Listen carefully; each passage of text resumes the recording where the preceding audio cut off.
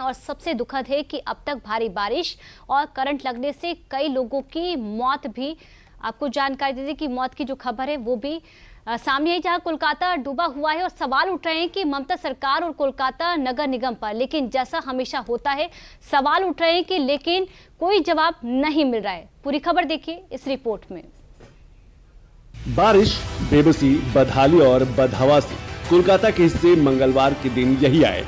तस्वीरों से साफ है कि सिटी ऑफ जॉय के नाम से मशहूर कोलकाता की रफ्तार किस तरह थम गई है। तस्वीर एक गवाही देती है कि दुर्गा पूजा के त्योहार की तैयारियों पर कलकत्ता में किस कदर पानी फिर गया है। मंगलवार को कोलकाता में महज 4 घंटे में 200 मिलीमीटर से ज्यादा बारिश हुई। भयंकर बारिश और करंट लगने से अलग अलग इलाकों में 7 लोगों की मौत हो गई। बिनिया पाकुर, कालिकापुर, नेताजी नगर, गरियाहाट और इकबालपुर में लोग घरों में कैद हैं।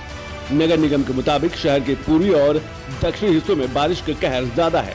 बारिश के कारण मेट्रो, ट्रेन और उड़ानों पर असर पड़ा है। आज दिनांक 23/9/2025 को सियालदा रीजन के विभिन्न भागों में हुई भारी वर्षा के कारण ट्रेन संचालन कुछ समय के लिए बाधित हुआ है। साउथ सेक्शन की तरफ जाने वाली गाड़ियों को सियालदा स्टेशन से हम समय पर नहीं छोड़ पाए थे। अभी पुनः जो युद्ध स्तर पर उनको बहाली के लिए कार्य किया गया है, तो पुनः संचालन प्रारंभ हो गया है। कोलकाता में कुदरत की इस बर्फे कहर के बाद आनन फानन में कोलकाता के महापौर फिरहाद हकीम ने नगर निगम के कंट्रोल रूम से शहर में बारिश की स्थिति की समीक्षा भी की है। हालांकि स्थिति में फिलहाल कोई सुधार होता नहीं दिख रहा है।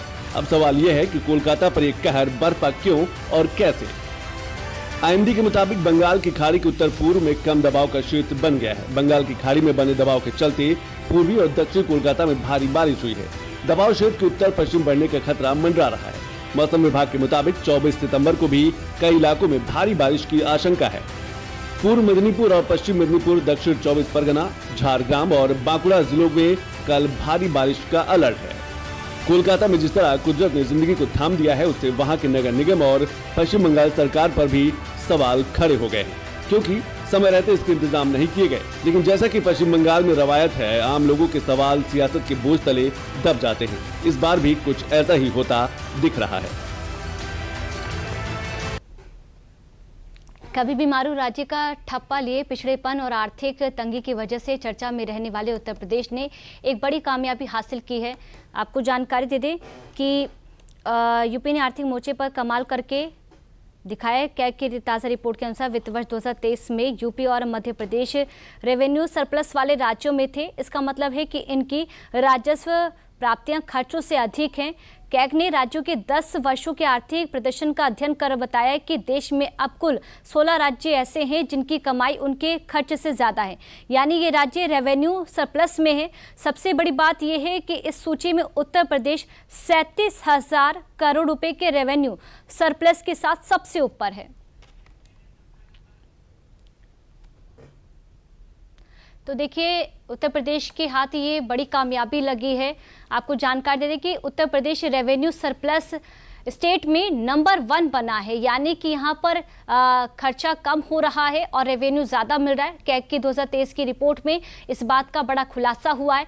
37,000 करोड़ रुपए के राजस्व के साथ यूपी देश में टॉपर हुआ है। यूपी में खर्च से ज़्यादा यहाँ पर कमाई हो रही है और इसको लेकर कहीं ना कहीं सरकार की जो पॉलिसी है, जो नीति है, उसे कारण बताया जा रहा है। यूपी के बाद गुजरात ने 19,865 करोड़ का जो राजस्व कहा जा रहा है कि जुटाया। मध्य प्रदेश भी बीमारू कैटेगरी से बाहर हुआ है, रेवेन्यू सरप्लस में शामिल हुआ है।